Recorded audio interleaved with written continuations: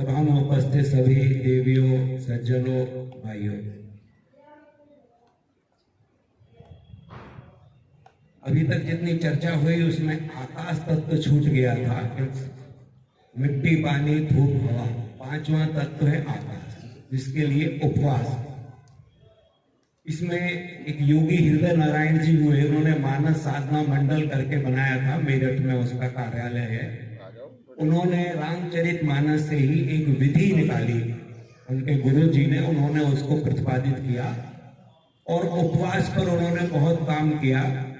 तो अभी एक सामान्य भाषा में 50 वर्ष से ऊपर के लोगों के लिए तो खास तौर से कि बीमार पड़े ही नहीं, इसके लिए उन्होंने इंटरमिटेंट फास्टिंग, अर्ध उपवास की विधि सजेस्ट की, जिसको जैन धर्म में तो बहुत प्राचीन काल से एक प्रकार से माना गया।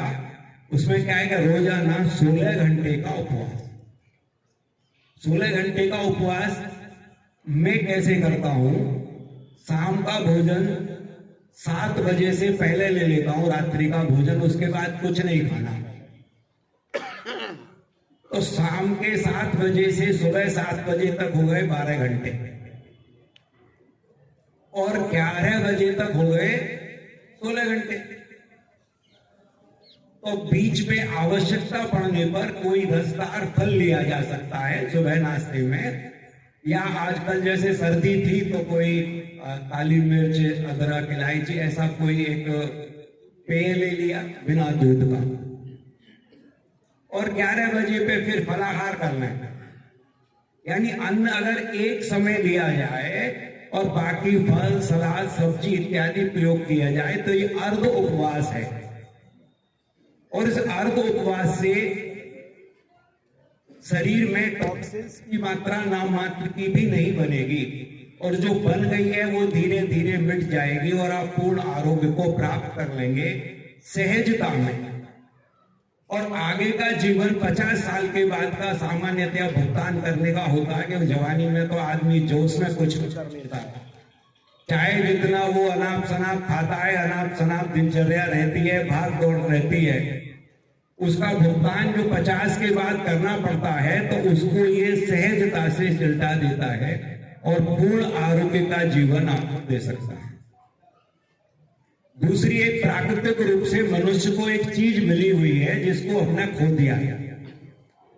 प्राकृतिक चिकित्सा की जब बात करते हैं तो बिना उसके प्राकृतिक चिकित्सा अधूरी है। वो है हंसने की जो प्रवृत्ति है, वो भगवान ने मनुष्य को मात्र को आशीर्वाद के रूप में दी है। मनुष्य के अलावा प्रकृति का कोई भी जीव जंतु ना हंस सकता है, ना मुस्कुरा सकता है। कभी लोग कहा करते हैं भाई अगर कोई गधा और हंसने का अभ्यास करे, हंसना शुरू कर दे, तो वो कौन बनना चाह रहा है? इंसान।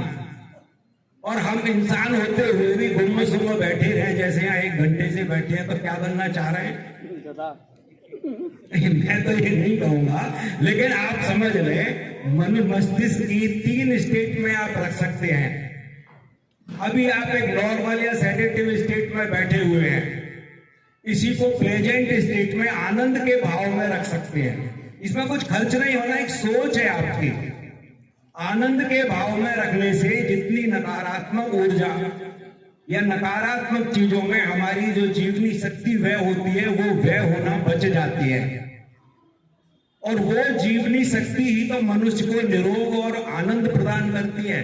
जीवन में मांग काय की है? आनंद की, सुख की। सारी सृष्टि जब से होश संभाला एक सूत्री कार्यक्रम में लगी हुई है, हमको रस रूप अमर जीवन चाहिए, आनंद भी चाहिए और मरना भी नहीं है। यानी बीमार को मरने की एक बीच की कड़ी है। तो उस सबका सहज से ईश्वर ने हमारे मस्तिष्क में ही आपको मन की स्थिति बस आनंद में रखनी है, वही ईश्वर की प्राप्ति है। वर्तमान में हम जिए, व्यर्थ की बातें सोचे नहीं, तो मन ही मन आनंद अपने आप प्रकट होता है। उसी को सच्चिदानंद बोला गया। सच्चिदानंद भी भगवान का नाम है। तो आप जो भी जीवन में जिए, आनंद के साथ रहें, तब ये सब चीजें ज्यादा फलवती होती है। जय हिंद, जय भारत।